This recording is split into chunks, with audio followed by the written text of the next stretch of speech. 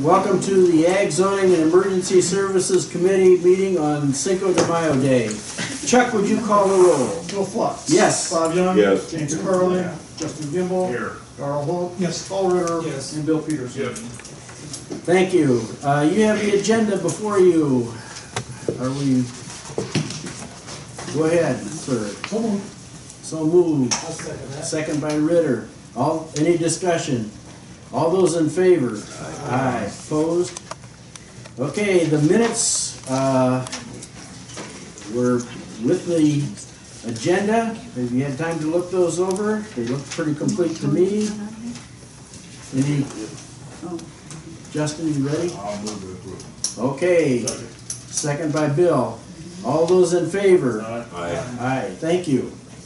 Are you ready? Okay, here we go. ETSB report. Well, I said I was ready. I'm sort of ready. The dog did not eat my homework, but my computer failed to allow me to work, so I'll get him an email as soon as to you as soon as the computer gets cured.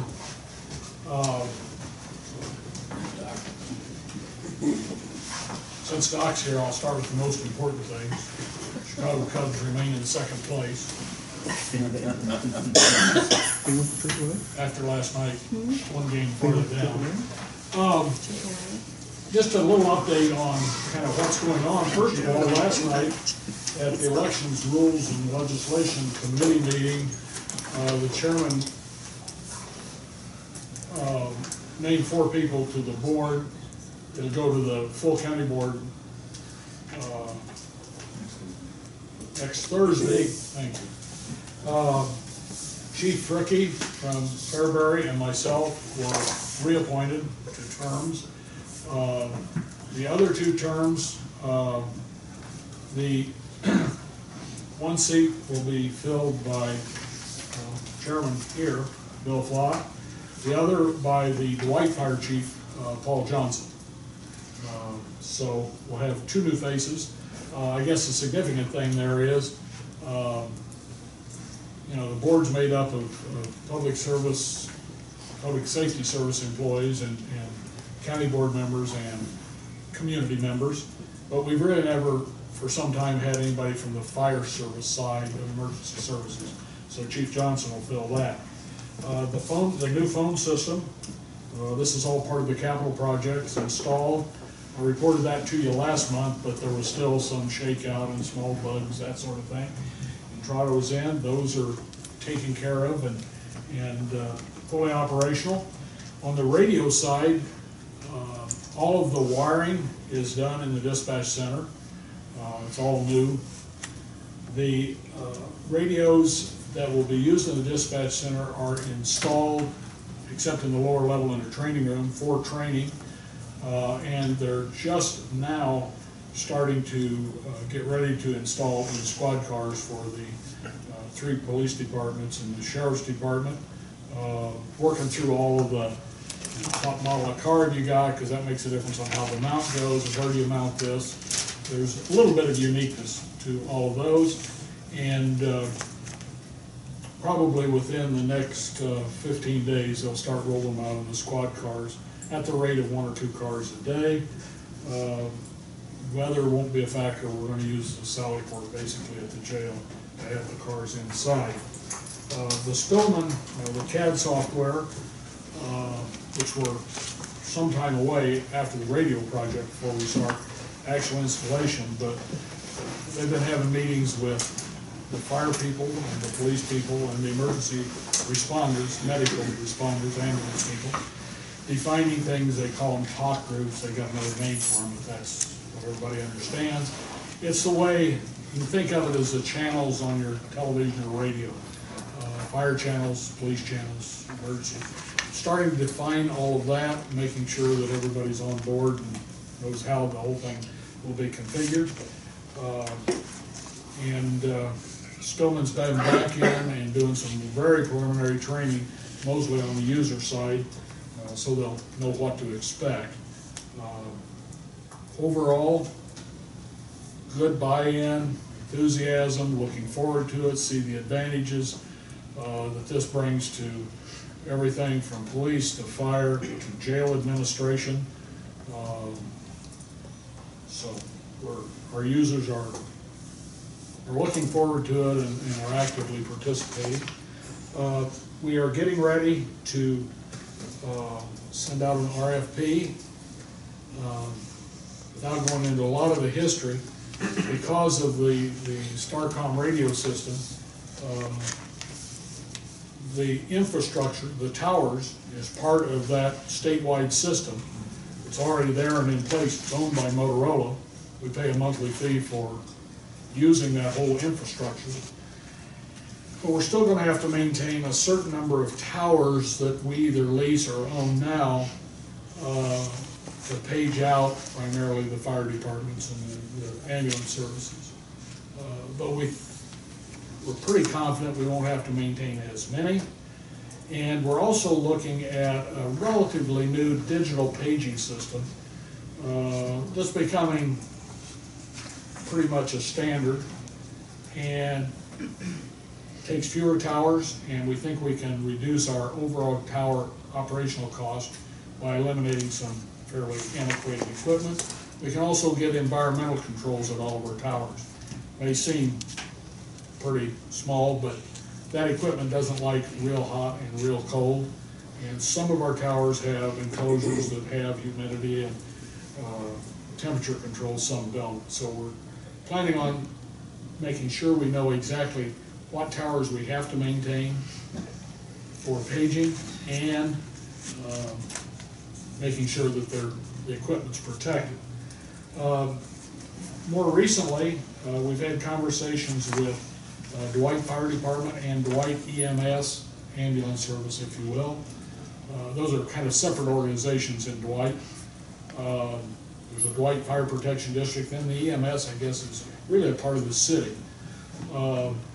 They are seriously considering, I think, are going to move their radio work to Starcom. They understand the advantages and everything. A lot of the small rural fire departments were very reluctant to do that. So that's kind of where we're at now. And you mentioned an RFP. Is the RFP to consult about the towers? It's to kind of determine which towers we have to retain. If we add any, I don't want anybody going off thinking we're going to start building towers. If we have to add or substitute, we think there's a large number of towers where we can lease. 20 years ago, you didn't have the tower proliferation, mostly because of cell phones. And we think there's some lease cost options out there to do that if we have to use different towers. But and also, getting the equipment protected. Committee, have any questions of Mike? Okay, thank you. Cubs are playing again at 7, so I'll excuse myself. Why you got a Cardinal shirt on? Because I'm going to watch the Cubs lose again. And be happy. I'll be happy. Thank you. Okay, thank you. Considerations pertaining to the review of the proposed Pleasant Ridge Wind Energy Project, special use. Hearing dates or whatever, Chuck. As most of you know, our next hearing is coming this Thursday. It will be held at 7 o'clock in this building. It'll be held at 7 o'clock because we're going to do the regular zoning board of appeals meeting prior to that meeting. And then at that meeting, we'll set some additional meeting dates for the following week so we can kind of get everything scheduled to continue on that. I'm hoping for at least 2 days, probably going to do 2 days the following week, so we'll kind of do it at the zoning board and see where we go with that. So we'll continue with the rebuttal on Thursday and see how far we get with that Thursday evening and move on from there. Is that it for that? Sure. Go ahead. This is I guess this is a follow-up, kind of for information to the committee members in regards to issue that is pending out there in regards to decommissioning and letters of credit and cash escrow and so forth.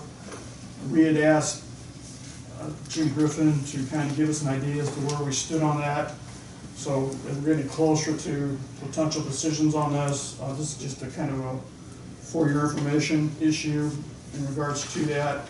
Gene Griffin did review it and came to a conclusion on it that he considers that the letters of credit are not rendered unenforceable by bankruptcy or insolvency of a wind energy company. The letter of credit is an agreement between the county and the financial institution that the conditions for drawing upon the letter of credit are met, such as the abandonment of the project. And the letter may be drawn upon regardless of the financial status of the wind energy company. And then it continues on in regards to that. This is something that may not come up. It was, further down the line as decisions are made to go with this. It's kind of there. Bill kind of want to make sure that you're aware that this is, we kind of looked into this, had an idea as to where we stand on this, and kind of read it, review it, so you have a little bit of an education as to where it is if we ever get to this point where we need to discuss decommissioning and how it's going to be handled in regards to that. It's written in a little bit of legalese, but Yeah, I was gonna say, can I just for the sake there's a of saying- conclusion right there. I'm looking at it. Did you have a question? I just wanted to hear the layman's term of what he just said. I think the layman's term is, Conclusion. yeah, is a conclusion, that a letter of credit is between the county and the financial institution. So the company is out of, if they So if are they go into insolvent, bankruptcy, that can't be claimed in bankruptcy, so Sure. that's good with the letter. That's what I wanted to hear. Everything else is Okay. subject to bankruptcy. thank you. That's right. That's what I wanted to do. I wanted to make sure I understood that right. Carolyn, does that answer the questions that you had? I think so. I haven't seen it, so I'll look forward to getting a copy. You're gonna email it to everyone, right? Committee, got any questions about that for Chuck or whatever? Looked like they cited several cases where it says that, so. Yeah, there's several cases cited that backs up his conclusion. Okay, let's move on to, you want to do solid waste next? Yeah. Okay, or decommissioning? Solid waste, okay. Okay, solid waste, I guess I have a couple different reports to hand out to you in regards to that.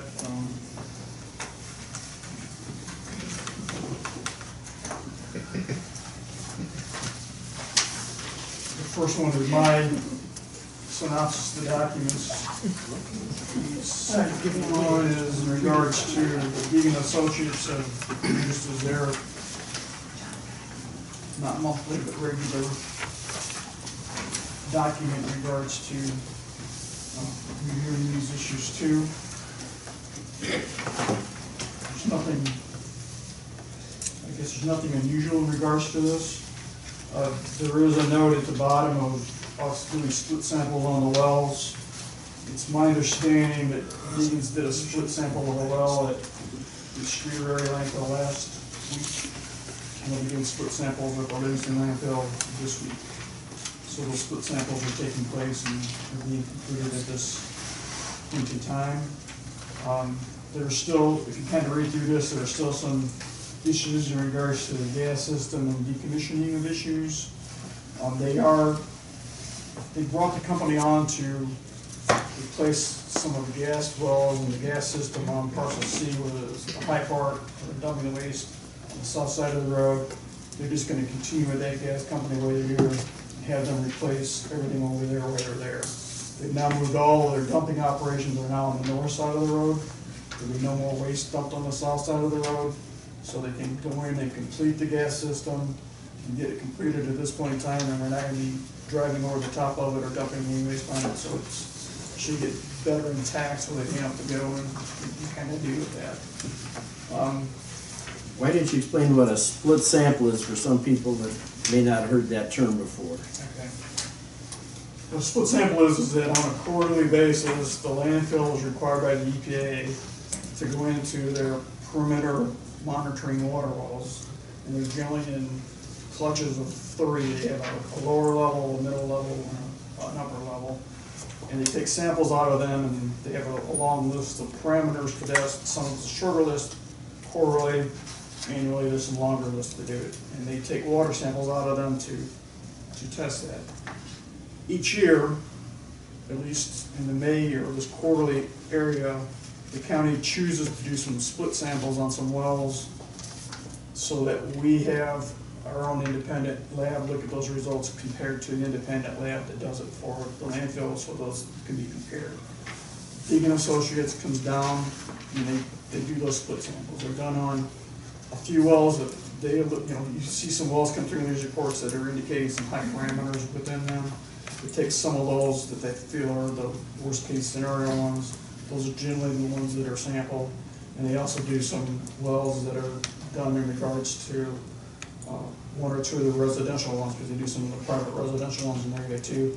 You split samples on those. So basically, they open the spigot, they have their sample jar. One company fills it, and the other company stands there and they fill it too. So you're getting water that's basically identical.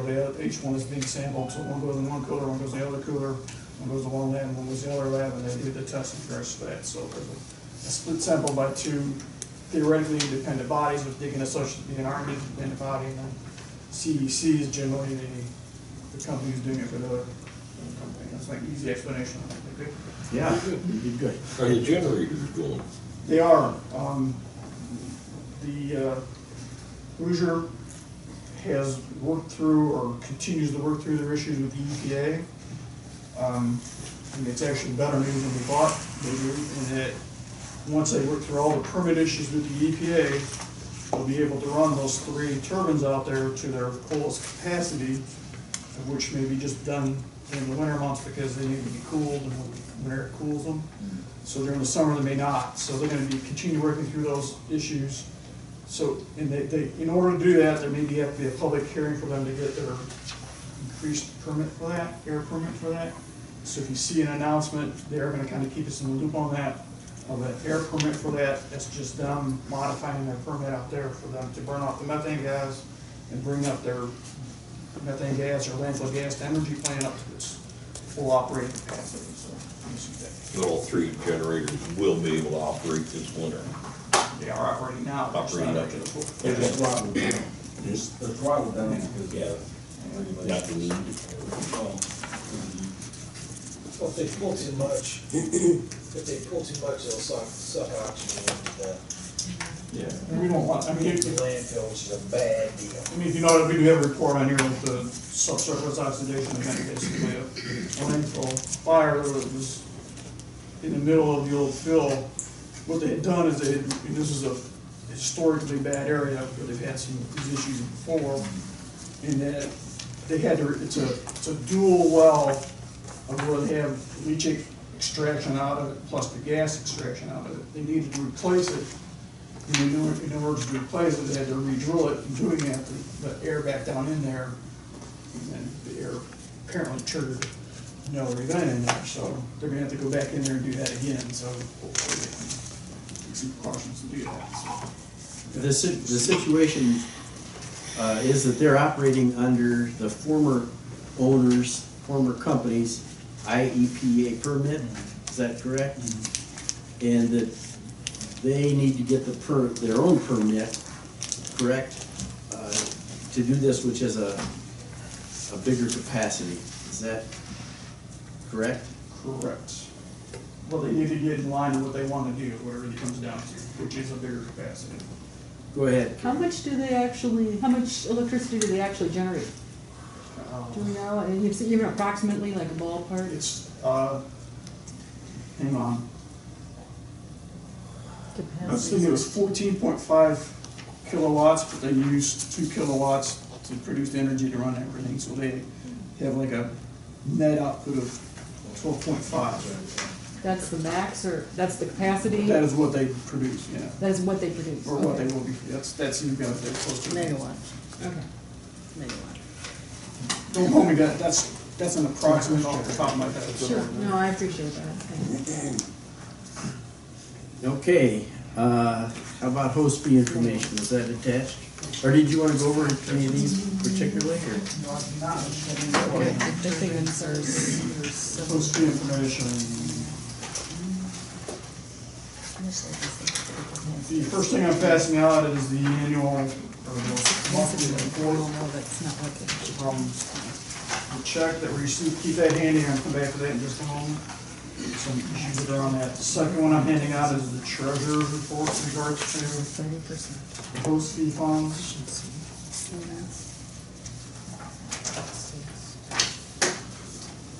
Yeah. Basically, what you're seeing is that the host fee funds, they kick up a little bit from month to month compared to them, so they're pulling in a little bit more waste in regards to that. This next document I'm passing out is a letter that we, or I at least, requested, in that the host fee that we're currently getting is, the contract on that is ending at this end of this year. We've trying to hash it around for the last few months as to how to go back on how we're gonna address that or extend that, and we finally got something in writing from Republic today as to their proposal to do that. And basically, is what this is saying is that they're willing to extend the host fee as it is for the next 3 years, the end of this year through 2018. And at the bottom of the letter on the second page, they're giving an indication as to, at the bottom of the page, their proposals of how they're going to do additional construction out there, how they're currently doing 5 acres. They'll do north half of sub D8 next year in 2016. There'll be nothing constructed in 2017, and 10 acres of sub D9 in 2018. And then go in how they're gonna do some capping work in 2018 and 17 on parcel C, which is the south side of the road, to finish off that project, and kind of giving you that with that. So what they're basically proposing with this, and in the middle paragraph is where they're saying, kind of like the host fees as they are, and it kind of has to do with their business project too, is how they conduct their business as far as getting tonnage in here. What they're looking, if you take the monthly fee sheet that I gave you, if you look across the top, the tiers are broken down across there. They help you out a little bit. Tier 1, Tier 2, Tier 3. So Tier 1 is the 487, 349, 213. What they're proposing to do is extend these out for another 3 years. We can negotiate that issue. And then these tiers would be, they've been adjusted on the CPI for that for every year. So the CPI adjustment will be in there on an annual basis on January 1st. So those would go up each year. That's kind of what our agreement's been, and good with it well. That's what they're proposing to do. We're giving this to you tonight so that you have an idea to look at it, have an idea what it is, and then next month we'll maybe take a little bit longer time to discuss it, and figure out what it is, and Chuck, get thoughts in regards to that. Do we have, I mean, do we know what other landfills receive per tonnage? For their tonnage? I mean, like Indiana, do we know what competitive rates are? I guess the quickest, we looked into it before, and I guess we're at that or higher than most. And we could look at it again. I do know that they recently in the paper where the Clinton landfill, which had lost their host agreements because of their fighting over their hazardous waste being put in there. They came to an agreement they weren't gonna do that part of the landfill. And back into the host agreement, the little host agreement got reduced down to 221 a ton, or 220 to 225 a ton. So I think that's our closest competitor as far as Central Illinois is concerned, so we're above them. So that gives you at least a brief regional idea as to what it stands at. We got that number a while back, we reduced the rate to try to be more competitive. I think, The last contract. I think Gary Deegan thinks that we're still okay with this, that we're competitive. I think if we start raising it, Reduced tonnage. we would To increase the amount coming. definitely lose tonnage. So I think that's why they proposed that we keep it the same except for the CPI. And they also put in writing what there's, they kind of gave us some, it's not a guarantee, but they did put in writing what they're gonna do as far as building cells is concerned through 2018. So, that should make us feel a little better that that money is gonna be with us at least until 2018. That was our major concern about that is Continuity, yes. Well, we were concerned about this newest site because they were dragging their feet. And now, I think they picked it up a little bit. I guess I did forget one thing in the synopsis I did give, I meant to mention, and it kind of leads into this. It's on the second page under one of the multiple April 29th dated letters I got. We did get the annual report, which they have to project the closing of it, and they're projecting the closing of landfill in 2037, so we plan on being there for a while longer. Now that'll, at the end of it, if you're taking Livingston County waste for the last few years, they finish it off, so it won't be all this waste coming in for that period of time, that's what it is.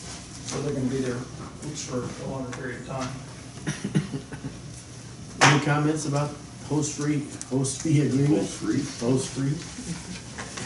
Is that always their projected date, or was that? no, it's actually gone out farther, wasn't it? It's gone up further because when they're dumping in the waste in there at 10,000 tons a day, it was considerably lesser than that, so when they started putting in at 4,000 tons a day, it makes a significant difference. Sure. Yeah. And aren't they also compacting it more now? Yes. Correct. So they can actually, you know, Correct. but it's They a can lot add on different top than of the what hills they because promised. it's settling. Good old gravity. Okay, we're moving down to 2D, wind energy ordinance. We're not gonna do anything with the ordinance tonight. However, you've got some Yes. more information for us here. More under 2D1, the moratorium issue.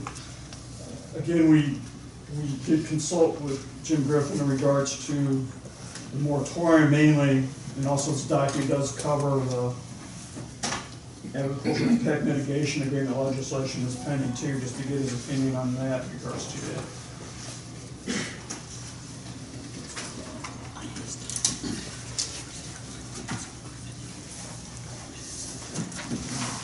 Look at this.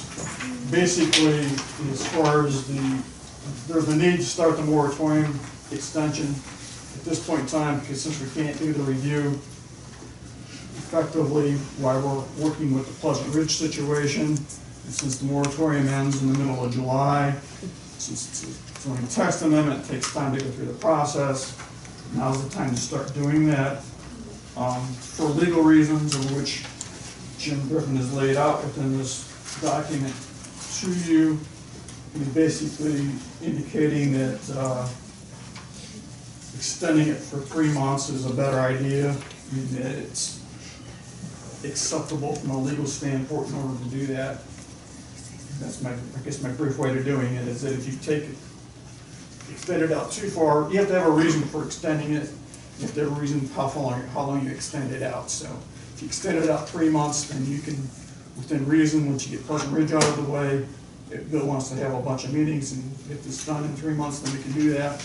You know, if it needs to go further than that, I guess we could look at another extension we have to, but we need to be working on it and not just extending it haphazardly just for the sake of extending out for a long period of time. You have to have a working period in order to work on it, so the 3 months is a working period to do that. So I guess I would propose that you would suggest that you move forward to go through the planning commission, the zoning board of appeals formally for the review and public hearings to extend it for 3 months. Again, there's legalese, but the summary paragraph says, accordingly, I recommend that the county limit the extension of the moratorium for only 3 additional months. A 6-month extension may also be legally acceptable. However, that is not as clear under the law. Due to the uncertainty of the maximum length of a moratorium, I recommend limiting the extension of the moratorium to 3 months. Committee, what's your wishes? I'd make that motion that we extend it 3 months. Okay. Bob seconds that motion. Discussion. Because as he says, we can't just extend this and not do anything Work to on work it. on it. By the way, where will this put the date to? July 17th, must be October 17th, I guess, deal with the head, October 17th. more or less, someplace in there. I'd be able to get something done before October 17th, if we get the hearing over with. In the event that we don't. Then we can extend it again. But again, it says, as I read it, it says it's uncertain as to the legal, We need to get it done. of course. Need to I be mean, working, bottom line, we need to whether have it's it done. 3 months or 6 months, so there needs to be work done, so I don't think, I mean, I don't know if you're opening it up for discussion to the rest of the board members at this point, or. Looks like we have. Sorry. I'd rather see 6 months, because if you're gonna have to extend it again because of the almost 2 month process it takes, unless you're gonna have the ZBA making special meetings in between here, a month after this one starts, you're gonna have to start talking about doing it again in order to not have a gap in coverage. It's like having a gap of insurance coverage, you guys should know that. So you definitely don't wanna have a gap, and it just seems like we're just gonna be having a lot of duplicative process, whereas the point is to be showing good faith, working toward reaching an amended ordinance. Any other That's my comments? Chuck, could you do a roll call vote on this for us? Just, Will Flux. yes. Bob Young, Yes. James Carley, Yes. Justin Gimbel, Yes. Darrell Holt. Yes. Paul Ritter, Yes. Bill Peterson. Yeah. Okay.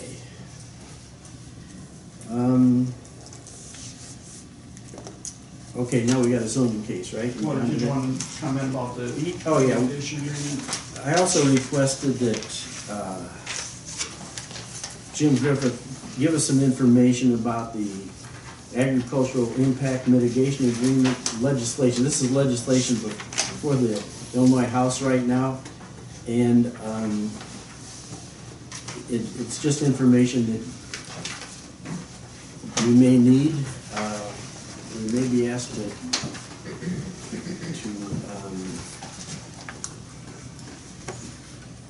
do this. It looks as though if we have our own agreement, that this doesn't do much to affect us. Is that accurate, Chuck? What's saying that, if we have something in addition to what the agricultural mitigation agreement is, then we're okay to do that, so. Basically, Basically, we beef it up. we can enhance it, yes.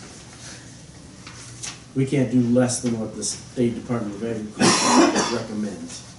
I think the concern with this, and Carol and I have talked at length, was as it stands now, as it came out of the House, we're fine, but we're worried that once it gets to the Senate, that there are other factors that might come into play. You know how they like to add things to these bills, and there was a worry that there were some issues that they were trying to run through last year? Basically taking the power away from the counties to do this. Right. So we just want to keep an eye on this as it goes through the Senate to make sure that those changes aren't done. I haven't heard that's happening, but I'm sure it could be, it could Well, it happen. was but- brought up in a couple of counties that I Our read. politicians are. Yeah, that turned over the siting to the state. Exactly. Be like hog farms, then we have no say. No say, and we don't get no money. Yeah. Still Farm Bureau bill as far as I'm concerned, right? So we just want to keep an eye on it. We talked about that quite a while back. Yeah. And if the state can find a way to raise money, they're gonna take it. And there were 2 Senate bills introduced this session that related to wind energy, and one of them would have restricted the county's ability to impose standards greater than the state. Which is the state standards, as have been raised, they're questionable. That died though, didn't it? I mean, it got It, buried. it didn't have any legs, nothing's completely dead, of course, It got but, buried in the Simons, right? yeah, it didn't go anywhere, so it But doesn't doesn't have it- legs, but but isn't- those guys are gonna be looking at this bill as a potential vehicle. Yeah. Right. Because if they're in the Simons, they're dead for now, right? Because they can't, they're too far along in the process to bring back up. They have the Democrats have a super majority, which allows them to suspend the rules, including timing. All right, okay. What House bill is this? It's on there. 3593.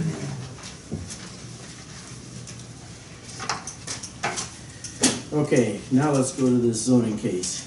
Stone Lake Estate subdivision.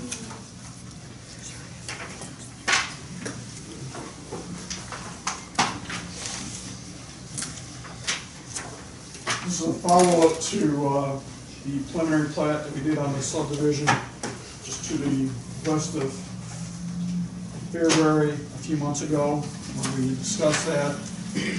We're ready to look at the final plat and have the final plat on the subdivision reviewed at this point in time. Just before I forget it, just to go through the hearing process before the planning commission last evening, and the planning commission is recommending that this be approved as being presented to you. The two owners, the people representing ownership of this are in the back of the room, so if you have any questions on them, they are present this evening, so we can handle that. As you go through the report, I guess the biggest thing is you're gonna get to a new plat that's in the middle of this, that looks similar to this. This is what is becoming the final plat. The change that you see on this that you did not see before is that up at the top of the road, I may remember we mentioned that this is a very between 40, 50 feet going back through here. They increased it to 60 foot. That's there in case they need to develop this outlet, what marks as outlet B into lots. They need 60 foot in order to put a road back there to do that, so they did accommodate us in doing that.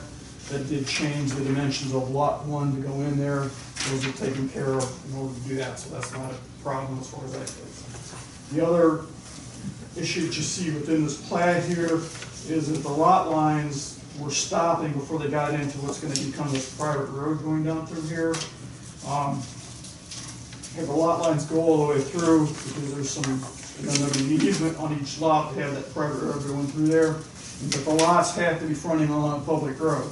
So in this case, all these lots are fronting along Route 24, they'll be putting in the road in order to do that. So there was a little bit of a gap in there as to we had to work out with surveyors and everybody else in order to do that. So this is the latest, and we hope the final version of 5 or 6 versions we went through to get this to where we want it to be, because we discussed land area for them to build on and so forth. So lots were reduced to get enough land area in order to build on and everything like that. We talked to the Township Road Commissioner, they're okay with it. We have a letter from the Illinois Department of Transportation that since there's no new entrances coming in off of US Route 24, they're okay with it. And I attached a copy of the bylaws to this report that you have, too, information I handed out. The key issue on this is a little bit discussed with the committee, with the planning commission, but towards the back of this on page 12 under section 12, is kind of not only this, but continue on to page 13 under section 13. When we're doing the preliminary plat discussion on this, there was a lot of discussions, input in regards to the water and sewage disposal on this. There was a letter that was dated December 8th of last year that came from the county health department for them laying out their regulations. And basically section 13 of these bylaws lay out what those regulations are. And then under section 12, under septic beds, they've been put in something that I guess happened during some discussions where they wanted a 40-foot setback on the side property lines where there couldn't be any leach beds put in there. And we were never quite sure as to where that got construed or put in there with the many discussions we had. But there's really no reason for that, because that would kind of bind the property owners in as far as where they basically put in their leach beds. So we're just asking that they just comply with the county health department regulations on that. Donnie Simmons from the health department reviewed this document, and he's okay with the way it's written. So it's kind of, you just comply with the health department regulations as far as water and sewage is concerned, and everybody becomes happy at that point in time. Is this city water coming out? It is not city water. They're gonna have to dig their own well? Yeah, I mean, Is everybody responsible for their own well? they'll be responsible for their own well, their own septic. Now, we have discussed, like, doing a little bit of pre-planning, like, if you look at the plat, if you look at 11 and 10, it'd be best you put the two wells on the line, separating them, and then put the leach beds, opposite those wells. Then on 9, you put the leach bed here, then you put the wells along the 9-8 line, the leach bed goes over here, and then leach bed for 7 goes over here, leach bed for 8 goes there, the wells come here. So you do a little bit of pre-planning so your wells are opposite your leach beds, and if you look at it and plan it out, it's fairly easy to do, regardless of just come around to make that work. What do people normally, in that area, how deep are their wells? How big are your wells? They just drilled one, it's 100 feet. 100 feet. 100 feet. Salt water? It's a well, I don't know if it was, I presume, I don't know. It's usable, yeah, 100 feet. 100 feet, yeah. That's what most of the neighbors around there are. Well, I don't know, what was, 50 to 100, yeah. Well, then, my next question, these lots, what are they, 1.5 acres, 2 acres, most of them? I know they're all different, but. Acre and a half of flat ground they have to be. The land area is marked in the box. The lots themselves are much bigger than that. But we mentioned that it was an 1.5 acre land area to build on. So a little just an acre and a half. Yeah, 1.9. 1.51, 1.52. 1.5. Chuck, this, in the center, lower center, it has a 50-foot easement for seniors. Is that a culvert? Was that? It's an existing culvert that comes in. Is that staying in there then? Right. And with an emergency, or what's the purpose of staying in there? Isn't that your intent, to have the existing culvert come off 24, it's just there in case of emergencies? It was there, and the state didn't say anything about it, so we don't use it, it's just dirt. And it crowns there in the ditch, so the water runs both ways, so. We don't have any intention of using it. The state didn't say anything, so it's just there. It would be good probably for an emergency though, if there was a fire back in there, so. Would you gentlemen like to say anything else, or? No, just, thanks for passing it. We haven't voted yet. Are you ready, or? Darrell? I guess the only concern would be the pollution of the pond with the sewer systems, I don't know. What's your question? Pollution of the pond with the sewer systems, Should, if the health department that's passes it. what I'm, Donnie's in charge of that. He'll be I there. mean, they gotta, that soil's gotta have to be tested for percolation. Yeah, I and would think. yeah, there's a lot of black dirt. So they use whatever it takes. If you have to put in sand, whatever, Yeah. So it works, you know. With the new septic regulations, for them to put in discharges of septics in the pond is practically next to impossible, so it's not gonna happen. They have to do that at night, dig their tile. Or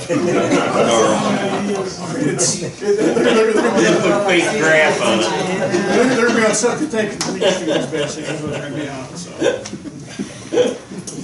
good for the fish. This is gonna hit, when you see the final report, final stuff on this is gonna have variances for eliminating, utilities buried and lighting and stuff like that, so just kind of remind you that those things are attached to this.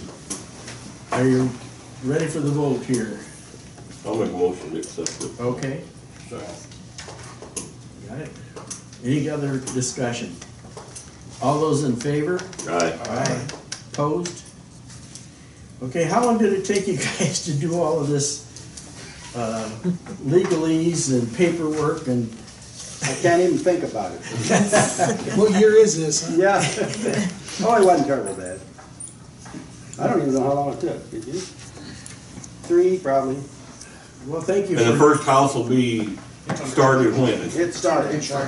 Well, what happened if we denied it? No, the first one you could do without having it all done. Oh, see. Play logs now, you play. So we're ahead of it. It's not gonna do that. Lots all sold? No, yeah, I wish. Well, thanks for having confidence in Livingston County and doing something in the county. That's Appreciate great. that, thank you. Should be nice. Nice. Thanks a lot. You betcha. Thanks a lot, you guys. And it passed here. Yeah, very good. Till it gets to the board. Okay, other issues to come before the committee. You got anything else? Well, I see we lost Ritter here, he snuck out on us. Mister, I'm over to pay the bill. Okay, well, we won't do that yet, but we'll do that. Well, I'm holding it, so. Okay, since he passed out the bills. Motion been made, question about the bills? I had a question just about the process for the moratorium extension. So that it goes to the county board next Thursday, a week from Point of order, I made a motion that we pay the bills. Yep, let's take care of that in public comment. We kinda got out of Okay. order. I wasn't sure where it would fall. We got a motion to pay the bills. Is there a second to that? Okay. All those in favor? Aye. Aye, opposed?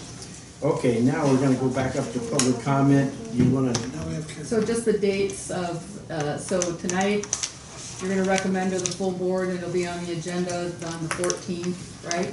correct. No, for the county board will have to approve the extension or not, they'll vote on it the 14th, then it'll go to the ZBA June 4th? Yes. I June mean, 4th. I'll take it to the planning, it should have gone to the planning commission last time it was on their agenda, but they didn't have a quorum to meet, so. Planning commission, zoning board, So it'll go to the planning commission on June 1st, June 1st, June 4th, June 4th ZBA, ZBA, July here, then won't it be back at the county then in July. June? July, Not until July. But when does it expire? July 17th, I believe.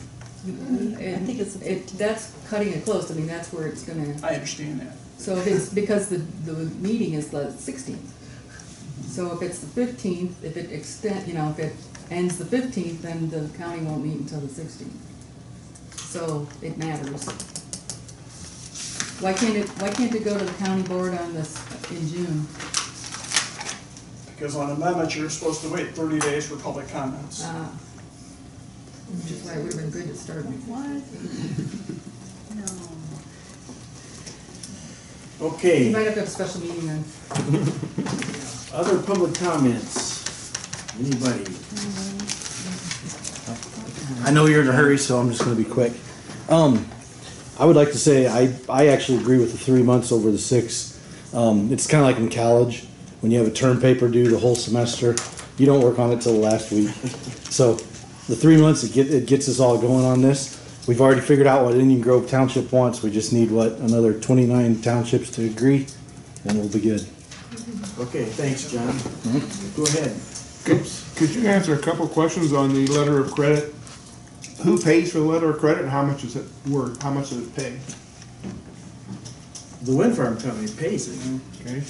And what's it for? What's the amount of the letter of credit? The amount is to be determined.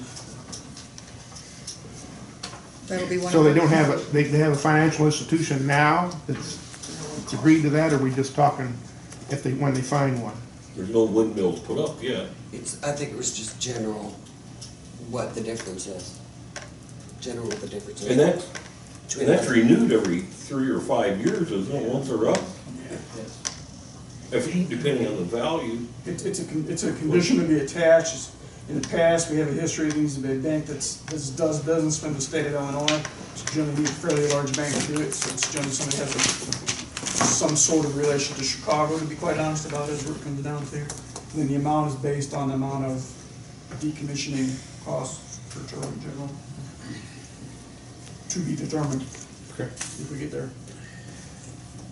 I got through the letter, and I will probably talk to either Bill or Marty about the finer points of it. The issue is whether or not the county will be in a position to get the documents that it needs to present to the financial institution at the time, because Which letter are you talking about? The letter on letters of credit.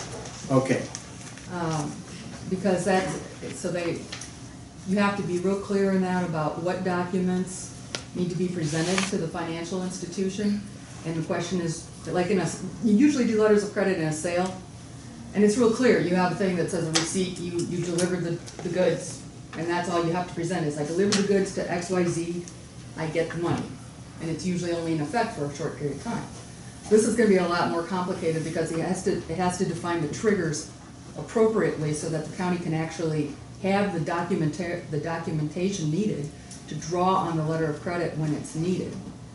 And I've always been a little concerned about this 3-year renewal process, because I don't like the idea that if the financial institution at the end of, if they have to give us, what, is it 6 months notice that they may not renew? If they have any option to get out of renewing it, then we're in trouble, because they're gonna be smart enough to look at a project or look at a company and say, this isn't going well, and we're not gonna renew. And then we won't be in a position, unless the documents are very clear about that triggering the current letter of credit, we won't be able to say, well, they're not really in, we can't prove they're in violation yet, or that they're abandoning their project. Abandonment is a vague concept, and the company will never admit they've abandoned the project. They'll always say, we're working on it. We're ordering some parts or There has to whatever. be certain benchmarks and triggers. It has to be benchmarks that are super clear and that we can determine. well, we've been through this before. Yep. And I think we've had competent attorneys work on that for us, It's so, been Mr. Griffin, right? and Mr. Blakeman. It's never been tested, is the problem. Well, if it We hasn't don't been want it to tested- be Be a good tested, thing, but, it's never been tested. well, so we need to be really clear about what it is, what our rights are, that's all I'm trying to say. And that can be part of the form, but I just suggest Wouldn't that. that more kick in with the individual bank, that they're gonna have that letter of credit to, what they would require? It's a I mean- negotiated agreement. I mean, It's just a that's when you would, negotiated because agreement. each bank could have different criteria for how they want that presented to them in case of decommissioning or something, so Well, I would think we would have to come up with a contract with them. that's who the contract is with, but it has to be the bank does not wanna have to make any kind of factual determination. But They want it to be so that you present them a document, and the contract says if Livingston County presents the document in the form of the attachment here too, then the money is issued. They don't wanna have any judgment call. But I don't think, So we have to negotiate with the wind farm company about what that document is gonna say. but Livingston County, I mean, I think in big business, letters of credit are a common form of collateralizing a lot of projects, I mean, Usually not for 30, 40, 50 years though. I don't, I don't know. I haven't had any of those yet, Carolyn, so I don't know. Right. But Judy, did, Oh, yeah, right by, well, here I got a little handout. okay, This month marks a 10-year anniversary for me. It was 10 years ago that I first heard the turbines were coming in my area. And so I've been acquainted with Mr. Flat okay. for that long, and Does this have to do anything with Pleasant Ridge, or could it be, no, this is entirely. it has to be totally independent here, so. Yes. It's, Yeah. Pleasant Ridge has gotta go through them. I just wanted to say, Mr. Flout was ag zoning chairman at that time. He continues on the zoning, on this committee. Later on, do I get one, Carol? oh, sure, it's Not Carol, multiple I copies. have- I'll probably give you. It's multiple copies, please share. Oh, okay. All right, I got it. So anyway, I worked up a timeline here. Thank you. And if you look, the years are across the top, and I didn't know who all was on the Ag and Zoning Committee in 2005 and 2006. But I'm indicating the makeup of the committees. And down the side there's a list of wind landmarks or milestones. And it just appears to me that there have been missed opportunities to work on the ordinance a number of times. The names in red, green ones up top, that's Bill Flott, shows that he's been on the committee for all these years. Bob Young's been also continuously involved. Now the red names, those are people who had relationships with wind companies. What do you mean by relationship? Well, in the form of, early on, maybe Jean Ramp, it was kind of far-fetched because her son-in-law wound up getting turbine. How did my name get on there in red Oh, in 2009? In 11. yeah. What's my association with wind Well, farm? there's a You drive by them. wind energy lease with your name on it. There is? There was, I'd sure like to see that. right here. Great. Is it signed? Yes. I've never signed up. And here's the termination of the lease. And how did you get, oh, this, yeah, but it's not the same thing at all. You gonna hold out on us, Bob? Yeah, right. Let's check. I pocketed all my money. There you go. Let me guess, your wife signed it. Yeah. If you look on the first one, the signatures are on about the third page. The room with the, no, the other one. Okay, what's your point? Well, I'm concerned that the county is demonstrating a pattern of behavior that does not lend itself to the public having confidence in the process.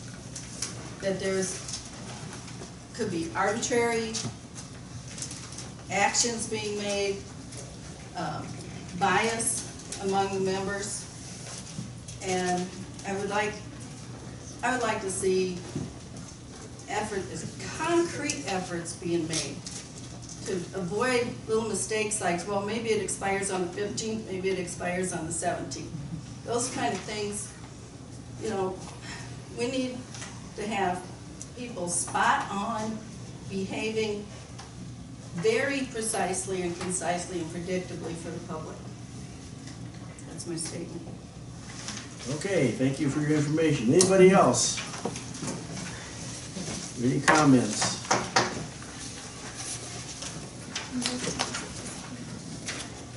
Judy, what's the Kevin Hayes Met Tower problem mean? Oh, that was, there was a person who was in the military and he flew home on weekends, and there was a Met Tower that was put up in line, almost directly in line with his landing strip, and it was put up while he was gone over the weekend, and there was no light on it. And he came to the Ag and Zoning Committee, and he wound up leaving the county in disgust. But he left the county because of a job. Moved. He was a pilot, he moved. He's a pilot for Delta. And his job changed. That's the way you hear it. You wasn't a pilot for Delta? Are you supposed to heckle the public when Pardon they me? come in? I'm not, I'm I'm just asking, because that's why people Well, won't get up and speak. Well, I'm trying to get it straight. I mean, was he or was he not a?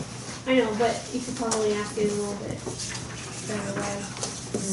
Can I ask Judy a question? Sure. Judy, you have Dee Woodburn marked on here in red, and why is that? She also had, she and John signed a lease with Heartland Wind for the same project.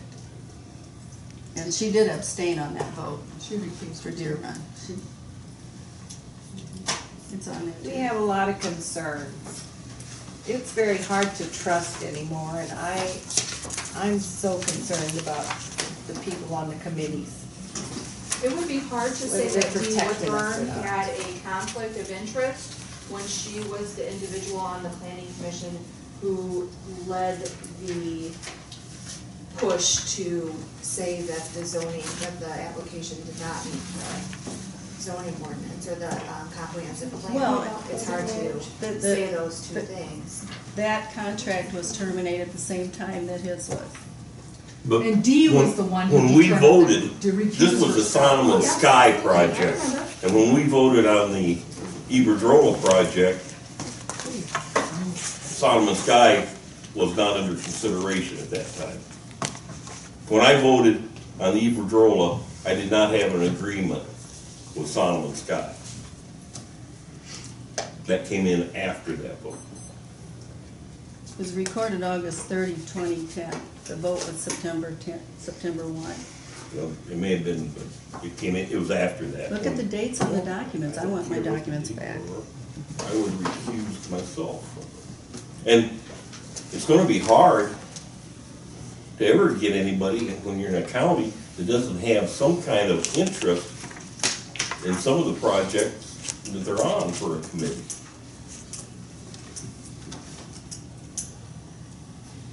But you did have that contract in place when the moratorium and text amendments were rejected, and, or did you not?